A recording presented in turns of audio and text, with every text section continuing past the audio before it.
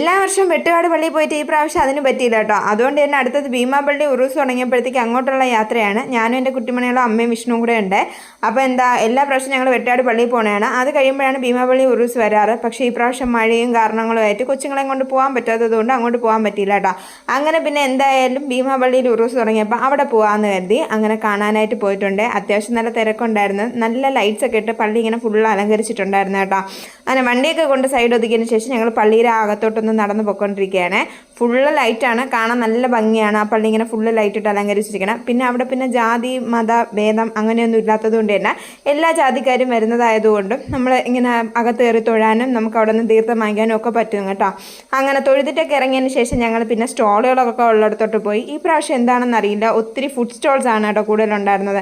അങ്ങനെ ഞങ്ങൾ കരിമ്പൻ ജ്യൂസ് വാങ്ങിച്ചു, പിന്നെ ചിക്കൻ 65 വാങ്ങിച്ചു. ഒരുപാട് ഐറ്റങ്ങൾ ഉണ്ടായിരുന്നു കേട്ടോ.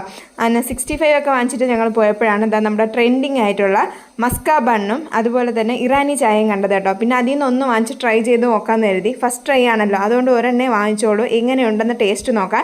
പക്ഷെ നല്ല അടിപൊളി ചായ ആയിരുന്നു കേട്ടോ. നല്ല ഏലക്കൊക്കെ ഇട്ട് ചായയിൽ നമ്മൾ ആ ബണ്ണും മുക്കി അങ്ങോട്ട് കഴിക്കുമ്പോൾ നല്ലൊരു ഫീലായിരുന്നു. അപ്പോൾ ട്രൈ ചെയ്യാത്തവരെല്ലാം ഒന്ന് ട്രൈ ചെയ്ത് നോക്കും, നല്ലൊരു ഐറ്റമാണ്.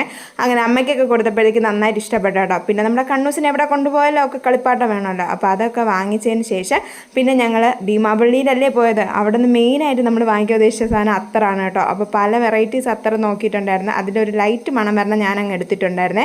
ഒത്തിരി നാൾക്ക് ശേഷമാണ് ഞാനൊരു അത്തർ മേടിക്കുന്നത് കേട്ടോ. അപ്പോൾ ഇത്രയൊക്കെ ഉണ്ടായിരുന്നുള്ളൂ ഞങ്ങളുടെ ഭീമാപള്ളി പോക്കും അതിൻ്റെ വിശേഷങ്ങളൊക്കെ. അപ്പോൾ ഇഷ്ടപ്പെട്ട ലൈക്ക് ചെയ്യാൻ മറക്കരുത്.